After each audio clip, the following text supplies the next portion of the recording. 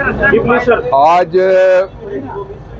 बहुत सारे ईसीपी के अलावा भी मामलात हैं, लेकिन ईसीपी के दो मामलात उनमें बड़ी इंपॉर्टेंट डेवलपमेंट हुई है। एक डेवलपमेंट ये है कि हमने जो PP119 है, PS119 है, कराची का सईद का जो हल्का है, हमारे MPA वहाँ से मुंतखब हुए हैं, उनके हल्के में आज हमने दरख्वास्त दायर की है आरओ के खिलाफ। नाम क्या उसका? फैसल कुरैशी आरओ, जो सरकारी मुलाजिम है, उसने एक झूठा इल्ज़ाम लगाया और हमारा मैंडेट चोरी किया। उस पर उसको नोटिस हो गया और उसके साथ हमने सुप्रीम कोर्ट जो एक 3 रुकनी बेंच है जिसने 2013 के इलेक्शन की,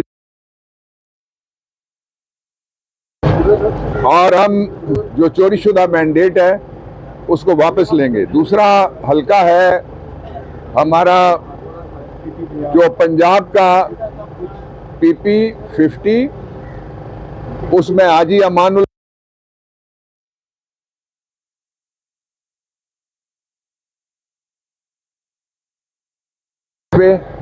उनके हल्के में आरओ को बुलाया गया था। आरओ आज आया और दूसरी पार्टी को बता के भाग गया। ये रिकॉर्ड पे आ गया।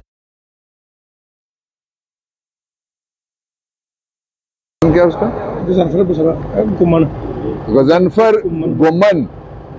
गजनफर गुमन को नोटिस जारी हुआ है शो कॉज का, और यहाँ हम उसके खिलाफ जो तारीख अगली आ रही है उससे पहले तोइने अदालत की दरखास्त, जहाँ पे ये इख्तियार इनके पास है चूंकि इन्होंने इस्तेमाल किया है बनीगाला में भी जाके इलेक्शन कमीशन ने, इसलिए उसके खिलाफ हम फाइल कर रहे हैं।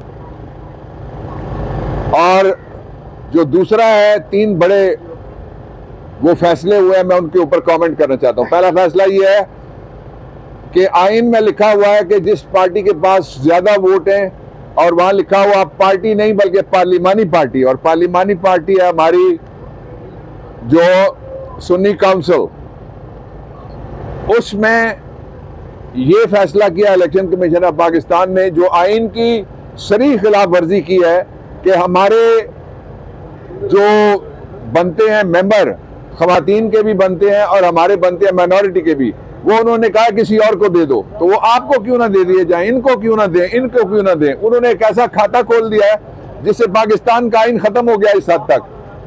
आइन कहता है कि जो पार्लिमानी पार्टी है उसकी जो स्ट्रेंथ है मेंबर्स की, जितनी उसकी तादाद है, उसके मुताबिक उसको मुतनासिब तौर पे सीटें मिलेंगी। इलेक्शन कमीशन कहता है नहीं, ये हमारे पास दरखास्त आ गई है नवाज शरीफ की, हमारे पास दरखास्त आ गई है फलाने की, और ये सीटें उठा के कुछ उसको दे दो, कुछ कराची सिंध में और कुछ इधर उधर बांट दो। इस फैसले को, जो कल का फैसला है, उसको हम चैलेंज कर रहे हैं। और उस फैसले में से जो हमारी सीटें हैं वो किसी और को गिफ्ट नहीं की जा सकती, किसी और को हिब्बा भी नहीं की जा सकती, और किसी ये लूट का माल नहीं है जिस तरह से उन्होंने 9 फरवरी से शुरू किया हुआ है, जिन्होंने 8 फरवरी का इलेक्शन 9 फरवरी को लूटा है, इसलिए ये वापस आएगा।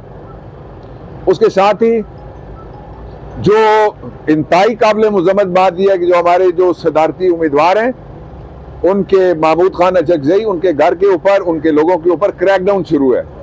ये कैसा इलेक्शन है कि जो इलेक्शन लड़ने के लिए जाता है, MPA के लिए गया तो आपने देखा चौधरी परवेज इलाही साहब के जो खवातीन गई थी वहां, उनसे पेपर छीने गए, और जो आखिरी इलेक्शन हो रहा है सदर का, वो भी गैर आईनी और गैर कानूनी है, इसलिए कि पूरे पाकिस्तान में जो सदर का इलेक्टरल कॉलेज है उसकी 93 सीटें इस वक्त मौजूद नहीं है। जब मैं आपसे बात कर रहा हूँ 93 सीटें उसकी इस वक्त मौजूद नहीं है।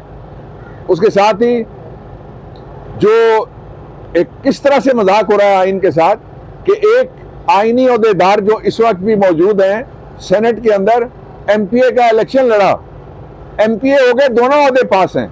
ये पता लगता है मार्शल लॉ है जिसमें जनरल मुशर्रफ मार्शल एडमिनिस्ट्रेटर भी था और चीफ एग्जीक्यूटिव भी था, और उसके नीचे नून लीग का प्रेसिडेंट जो था वो बैठा रहा, मरहूम तारड़ साहब। तो ये मजाक मजीद नहीं चल सकता। 2 बातें और जो मैं इंपॉर्टेंट करना चाहता हूं वो ये है कि चूंकि जो सदर का इलेक्शन है वो सरबराह रियासत का इलेक्शन है, सरबराह रियासत के इलेक्शन में अगर 93 वोट जिनमें से खवातीन और जो माइनॉरिटीज हैं उनको बाहर निकाल दिया जाए तो ये रियासत के रहनुमा उसूल हैं जो आर्टिकल 34 और 36 और 37 इनकी खिलाफ वर्जी हो रही है।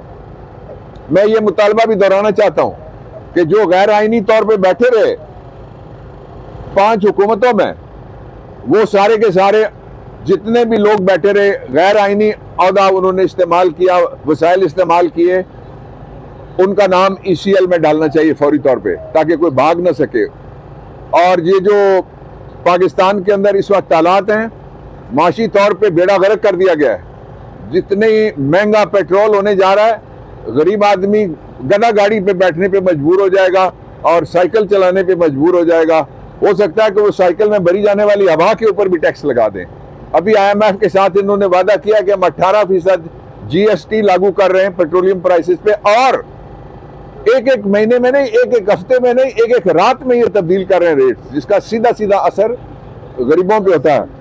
और मैं वो लोग जो बोलते नहीं है, आप इस पे जो नहीं बोल रहे वो कौमी मुजरिम है, इस पे बोलना चाहिए, इस पे बात करनी चाहिए, जिससे के जरिए से पूरी कौम के ऊपर कर्ज लादा जाएगा और महंगाई और लादी जाएगी और नौकरियों के दरवाजे जो है वो सारे बंद किए हुए हैं। और जो पंजाब में खातून को बिठाया गया है उसके नतायज जो गैर हतमी नतायज सामने आना शुरू हो गए अभी से ही, इसलिए कि उसने हर तरह की पोस्टिंग ट्रांसफर अपनी करके बाकियों पे पाबंदी लगा दी है। मेरे साथ रब्ता किया कुछ टीचर्स ने जो स्पाउस पॉलिसी के तहत टीचर अगर एक जिले में है या कोई लेडी डॉक्टर एक जिले में काम कर रही हैं तो उनके दूसरे जिले में अगर स्पाउस है तो वहां उनकी ट्रांसफर हो सकती है। उस पर पाबंदी लगा के फैमिलीज के दरमियान एक दरार डाली गई है जो इंतहाई काबिल मजम्मत है। Thank you.